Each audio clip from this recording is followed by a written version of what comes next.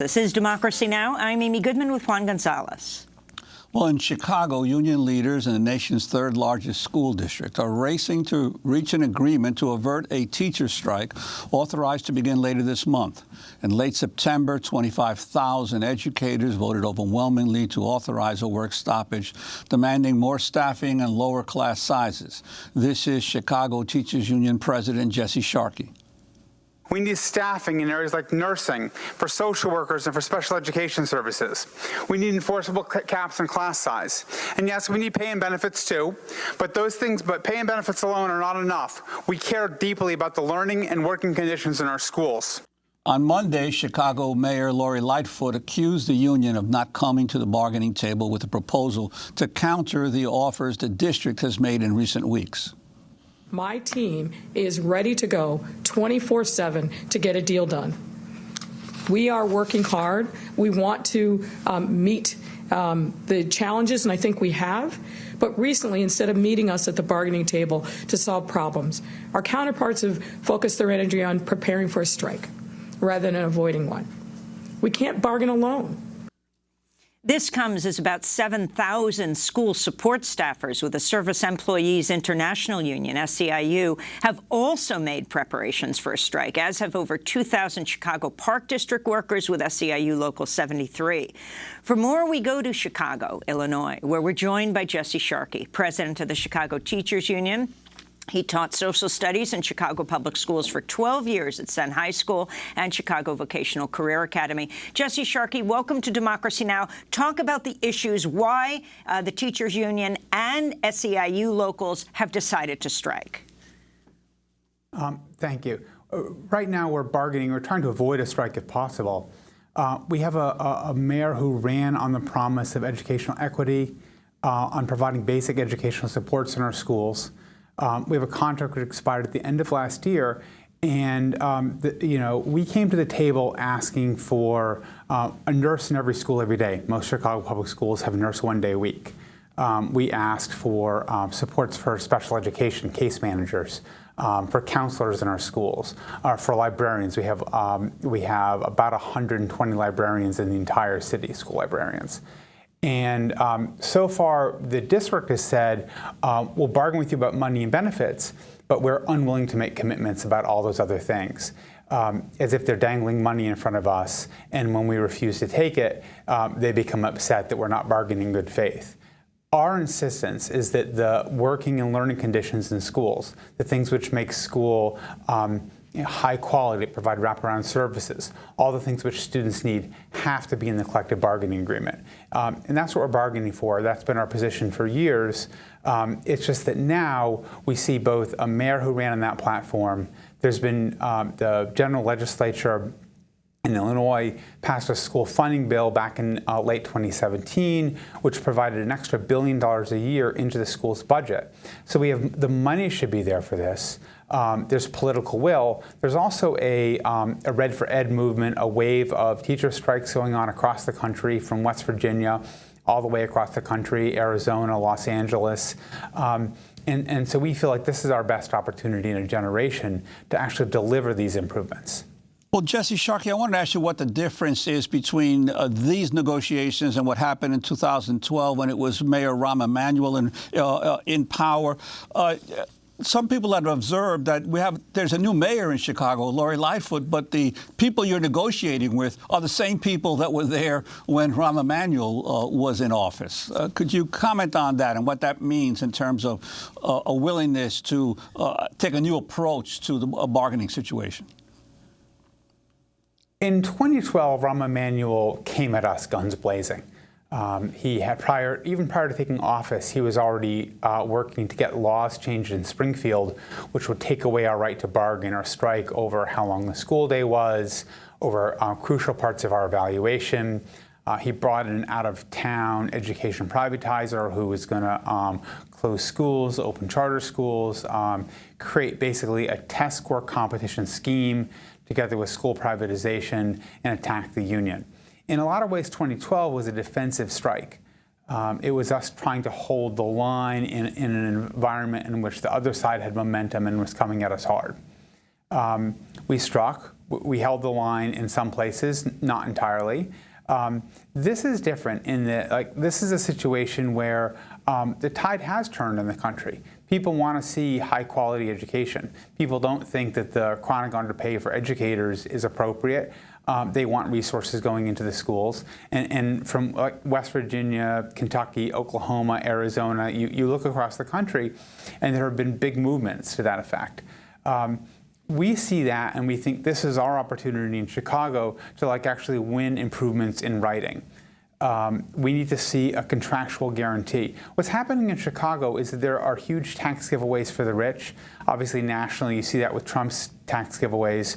But in a local level, what that looks like is deals which give developers billions of dollars in order to provide help for development projects in part of the city that is already very developed.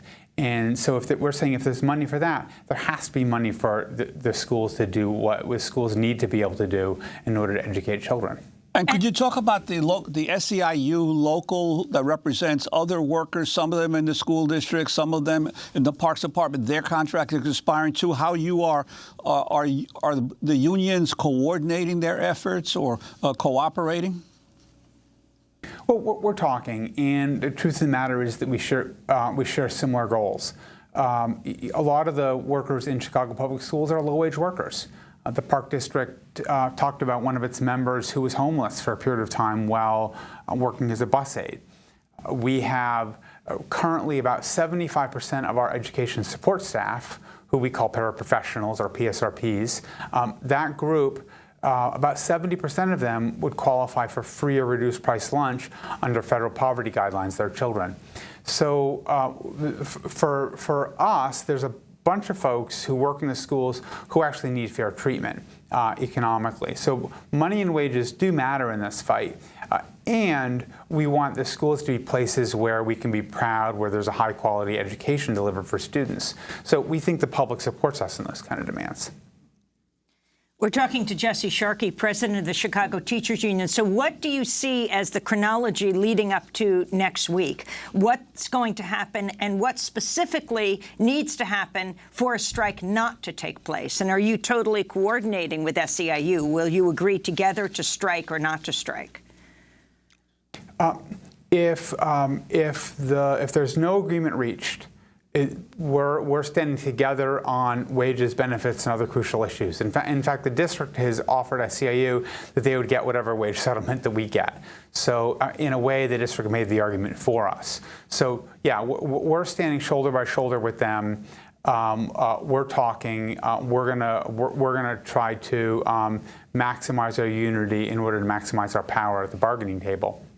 And the district does have the ability to avoid a strike by delivering on the promises that the mayor made when she was campaigning. What we say is put it in writing. If you're gonna campaign on the idea of basic education supports, you put that in writing. That could avoid a conflict. As for now, she hasn't been willing to do that. And something that Juan said earlier, it is tied to the fact that this is a mayor who has sent a negotiating team to the table that's comprised of people who were there from Rahm's administration and, frankly, from Daley's administration and before that. So it's really about us trying to hold the city political establishment to its promises and to overcome the inertia of the way the system is run for so long. Has the mayor herself actually been to the negotiating table yet? Because often at the final hours, it's the people in charge have to sit down directly and not through their underlings. I'm wondering, because some people are saying it's Lori Lightfoot's going to have to decide whether she's going to become Rahm Emanuel 2.0 or Harold Washington 2.0, and that this may be the decisive moment for that. Wondering your thoughts. I like that. I'm going to have to steal that that formulation. I think the mayor is going to have to get personally involved. As for coming to the table, there will come a time for that.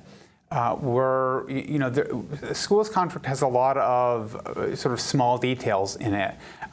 For example, the mayor said something in a press conference yesterday, criticizing the idea that we were negotiating over nap time in preschool. I wish that we didn't have to negotiate over nap time, but the truth of the matter is that 4-year-olds, 3-year-olds need naps physically. They're developing physically and as well as mentally. And there's been a kind of a tendency to push down a super academic curriculum all the way into kids that are that young.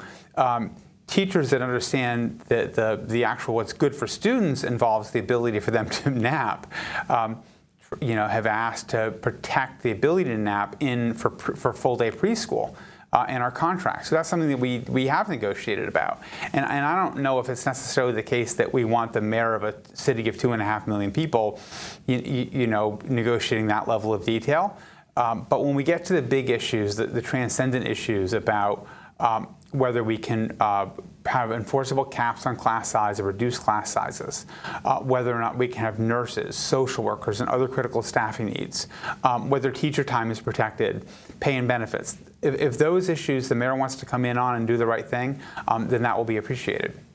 Well, we want to thank you very much for being with us. Jesse Sharkey, president of the Chicago Teachers Union. In breaking news, the State Department... Can I say one more thing, Amy? 10 seconds.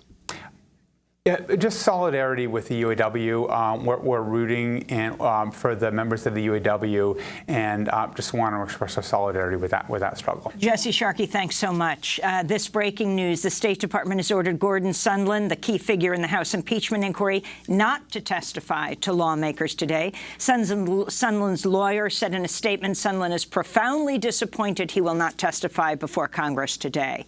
We'll have the latest on the impeachment inquiry against President Trump tomorrow. That does it for our broadcast. Democracy Now! Is produced by Mike Burke, Dina Guzder, Nermeen Sheikh, Carla Wills, Tammy Warrenoff, Libby Rainey, Sam Alcoff, John Hamilton, Robbie Karen, Honey Masood, Trina Nadura, Tay Marie Astudio, and Maria Taracena. Miguel Nagarin, Mike DeFilippo, our engineers. Special thanks to Miriam Barnard. I'm Amy Goodman with Juan Gonzalez. Thanks for joining us.